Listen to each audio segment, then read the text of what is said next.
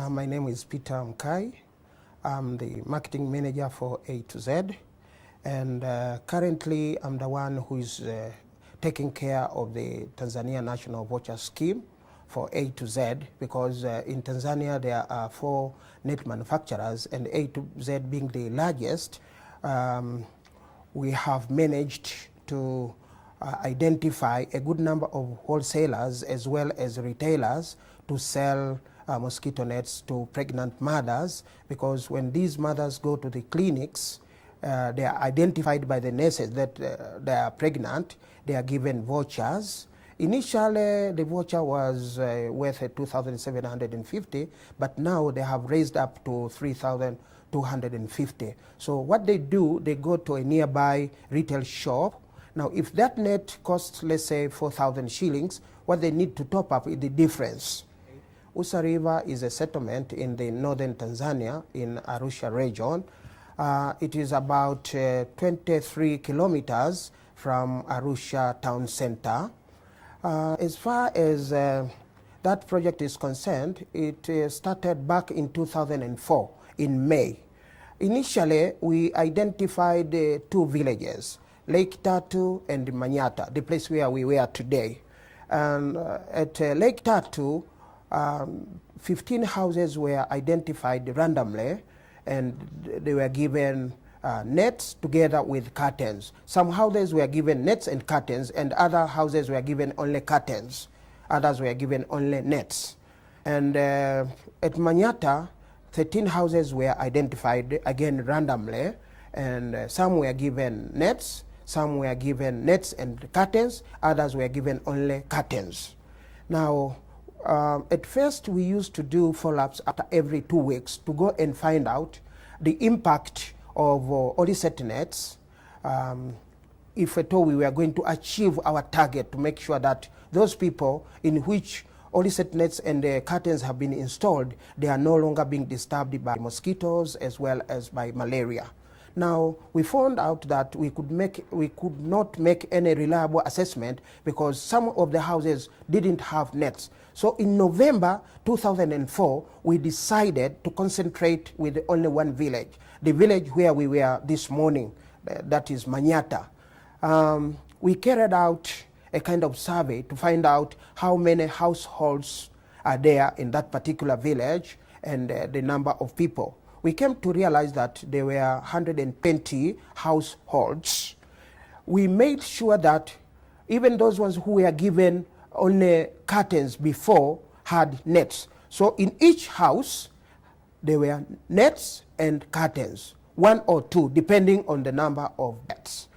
And for those ones who were given only curtains in the beginning, they thought they were underprivileged. But when they after some time, they came to realize that they were also protected against mosquitoes and malaria.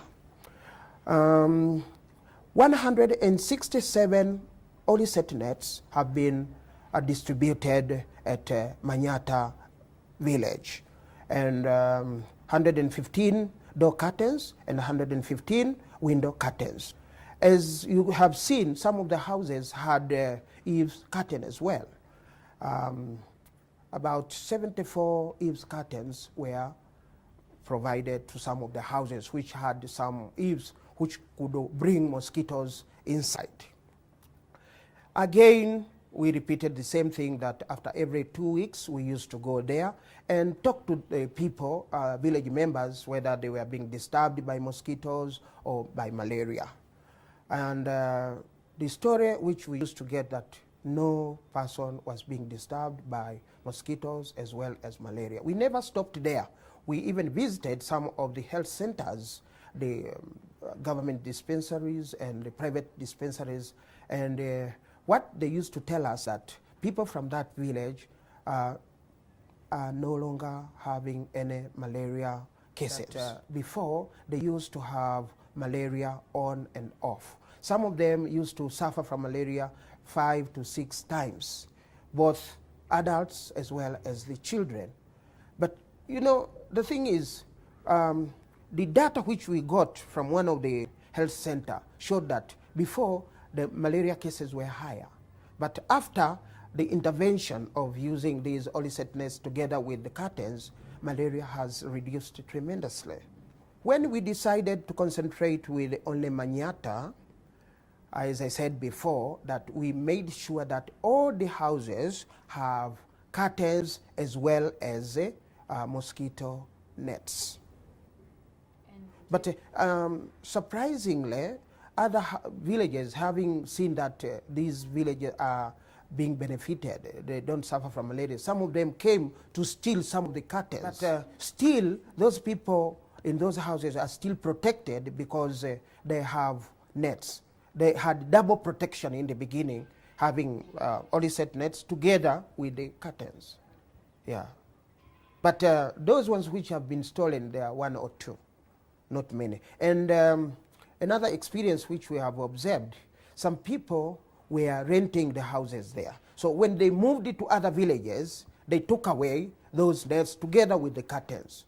So what we have done, we again conducted a bit of survey, and we came to realize that those ones who didn't have the nets which have been taken to other villages, we have given them, because our objective is to make that village malaria-free zone. Now, if we leave some people not having nets or curtains, then we won't be able to have any reliable assessment at the end of the day. A to Z, as I said earlier, that is the largest net manufacturer in Africa. We have 3,200 workers. Out of these, 90% are women. At Kisongo, what I'm told, there are about 1,500, but they are still employing more workers. I'm not very sure how many they need, but what they say, more or less 5,000 workers are needed there.